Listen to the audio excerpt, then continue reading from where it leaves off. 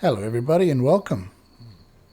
Today we're going to build a new feed table for our table saw. There's the old one there actually, and it's in really bad shape. It's how I got it when I bought the table saw. Okay, so first thing they're doing is ripping up the ply to create we're creating the baffles, I guess, for the torsion box. We're making basically a torsion box top, as you would have seen in the front image. So we'll get started on that. So we're just trimming them all, in this case 24mm short because the ply is 12, just so we can wrap a little edge around the whole lot inside the torsion box. So my assistant's here helping me with this project. Get all the lines marked for where the baffles are going to run. It's not holding a huge amount of weight. I just want to have it as flat as I can, because this table will be obviously used for the outfeed for the table saw, but I'll also use it as a general purpose workbench, a layup table for glue ups and stuff like that. Really handy table. So I've decided to keep it full sheet, so 2400mm by 1200, 4 foot by 8 foot. It's quite a good size. I've got the room for it. I don't think you can sort of have a table that's too big.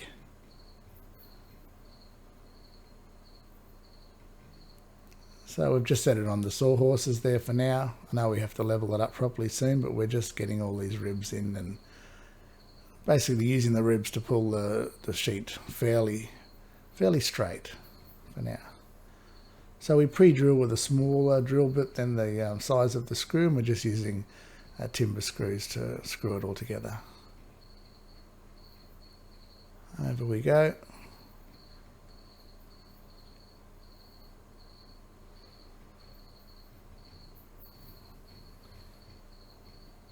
Just using a PVC timber glue. I think it's an external one that I'm using. Don't need external for this application, but you've got it, you use it. So a little brad nailer there to shoot it all in, to get it all straight first before we put the screws in. Quite a good technique, especially with plywood, is to line everything up perfectly no matter what you're building, and just use a little nailing gun if you've got one and shoot it in. That basically means you've got a hand free to align it, and later on you can go ahead and pre-drill and screw fairly easily then. I don't think I'm doing it properly, so I'm going to have to get my daughter to show me how to do the screwing. Here she goes. Yeah, alright, show us how it's done. Nice, yep, I've got some learning to do, that's okay.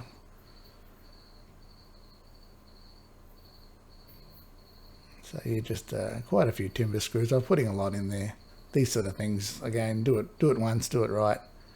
You never have to do it again.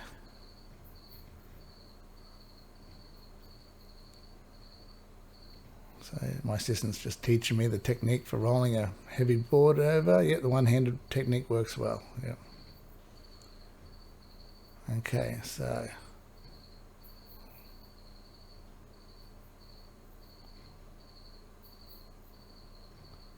setting up some straight edges. So what we decided to do now is actually just level it up. We've got it sort of fairly straight, level it up a little bit. Concrete's not level, sawhorses aren't the same. So just spending a little time there and getting it all nice and level for the next step.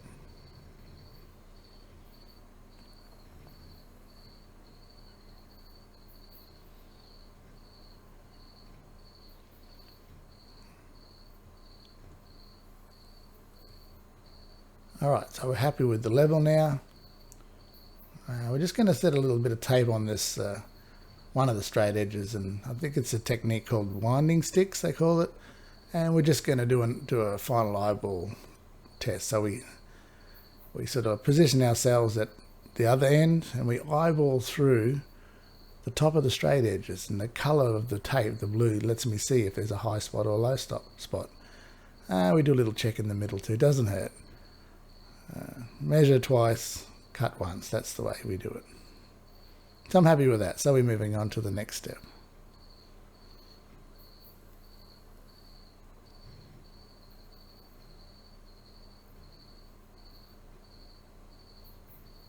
So never ever assume anything, always measure.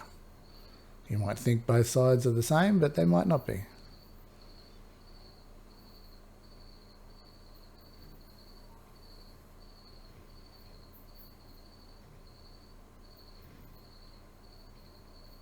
So we'll do the ends first.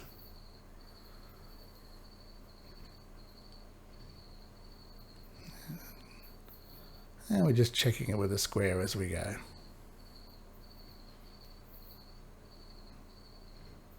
These days those little nailing guns seem to be very popular in the battery operated versions. I don't have a battery one, but they seem pretty good too.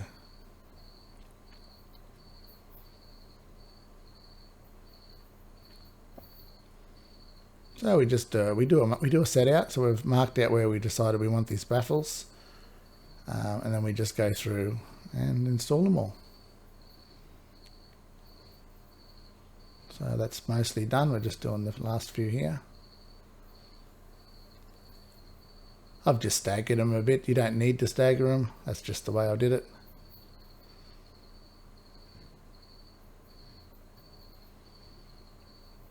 Easier to get the nails in.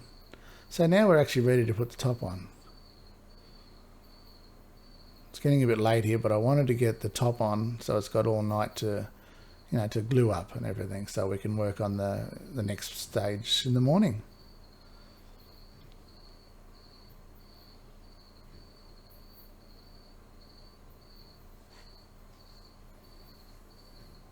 So we'll just take a little bit of ply down there. So because I'm on my own, I just don't want it sort of touching all the glue until it's in pretty close to the right spot. So that just sort of holds it up a little bit while I get the sheet into position.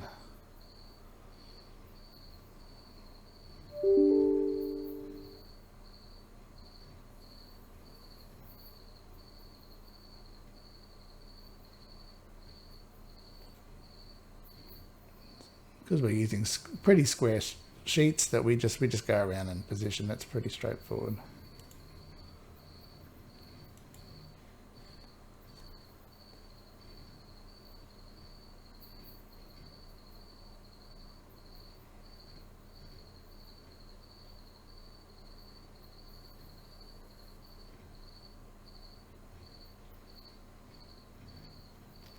So I remember obviously where the baffles run.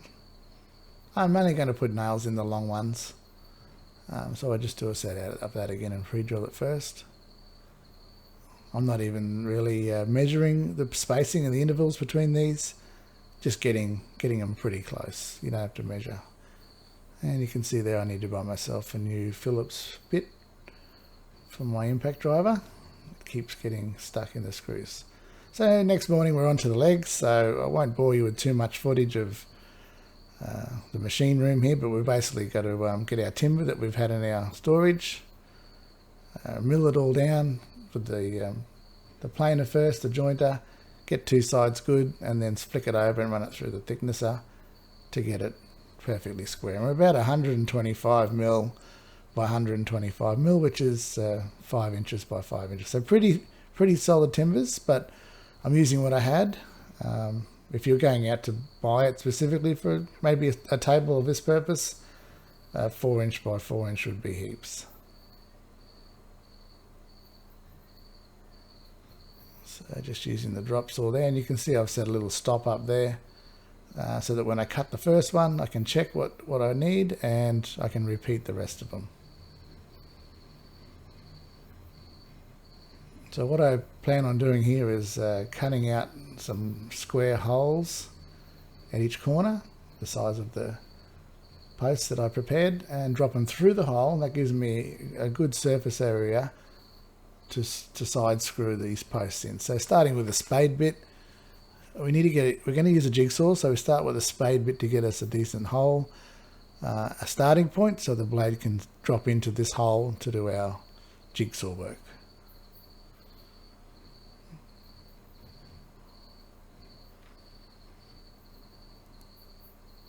So around we go with the jigsaw, and I like the magic drill moving around there. I didn't even notice that. Lucky I didn't drop onto the concrete. Alright, so the holes are done.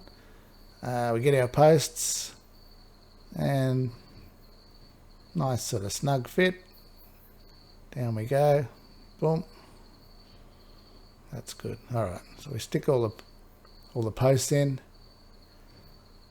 before we sort of square them all up.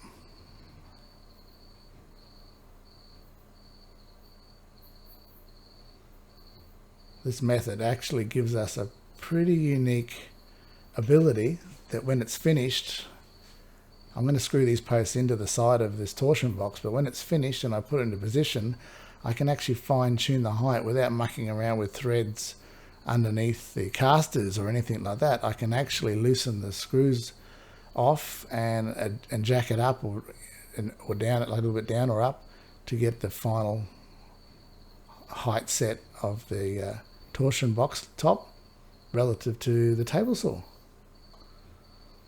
So a little bit of adjusting on that one. Clearances were a little tight, a little bit of sandpaper fix that up. I decided to put an extra 2 posts in the middle because of my last outfeed table did sag in the middle. This one's built much stronger, but I thought, you know what, let's just do it. So it's going to be super strong now with an extra 2 more posts.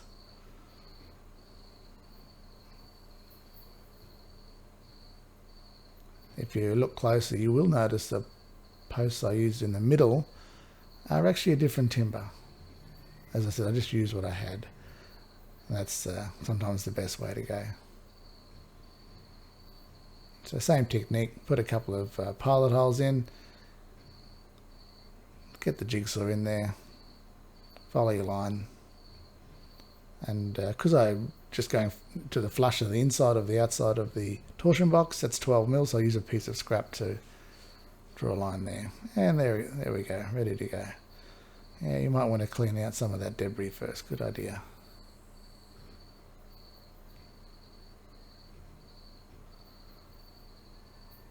Down we go. Not a bad start.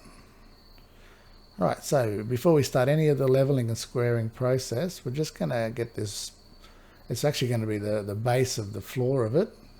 We get that on there first, and because we know it's exactly the same measurements as the top, we're going to put some nails in relative to the posts. I'm going to use my scrap as spacers, and I can safely go ahead and nail the board to all 6 of the posts.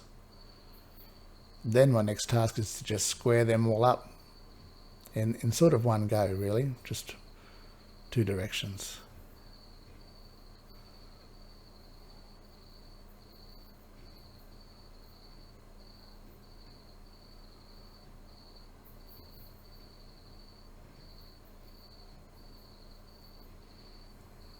So we go around and do it to the outside post first.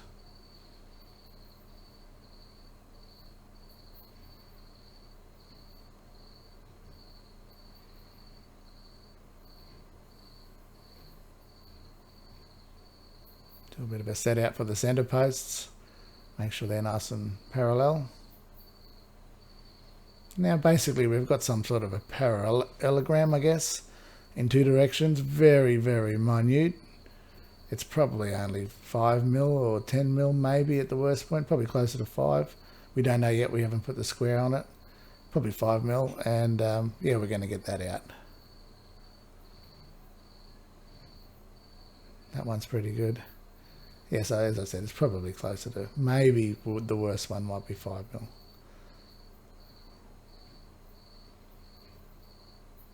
So once we've squared it all up, we can get a couple of screws in the side there. Bit of a persuasion there, and work our way around and do the same at that end. Nice and square. Right, so with the table upside down, we can actually go ahead and fit the casters. So I've chosen to use just non-rotating ones in the middle and rotating ones on all 4 corners. So just a little close-up of what I'm doing here. So as I said, there's a fair bit of weight on the top, so we're just going to put some screws in, 2 wood screws on each post just to hold the ply in, It's not going to go anywhere with all the weight of the table on it. And we're going to also use some short hex head self-tapping wood screws to fix the casters on with. And we're going to go straight through the 12mm and into the bottom of the post as well, for no particular reason. It's a nice strong downward point pressure right on those casters. We do not need to use big coach bolts or move them off with other sort of bolts and washers and everything else. These things are going to work fine. So the heads are low enough so the caster still spins, and they're super easy and fast too. No pre-drill necessary.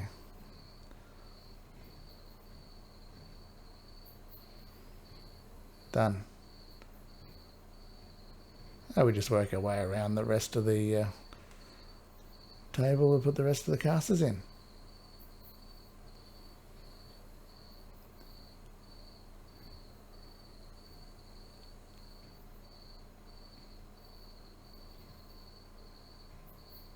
Job's good.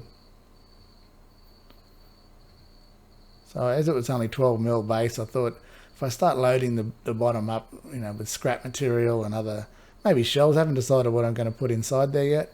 I thought I'd basically install a little, like a kickboard around the bottom just to strengthen it up a little bit. The most important thing I had to just be aware of for this little kickboard, well, there's two things. Make sure it's not too high in height so that the wheels still touch the ground. And the second thing is with those 4 rotating casters, I just had to make sure that they can still spin 360 degrees around because you've got that little foot tab on them without touching the kickboard.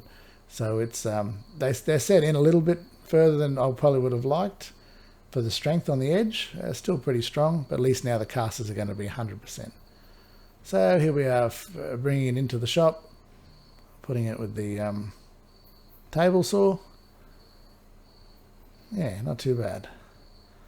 So I have made the whole project about 17 to 18 mils lower than the table saw for a reason. So we've got this 17mm form ply, it's called. It's nice and straight, nice and flat. It's got a smooth surface on it, and I can replace it when it wears out. So there we go. Thanks very much for watching, everybody.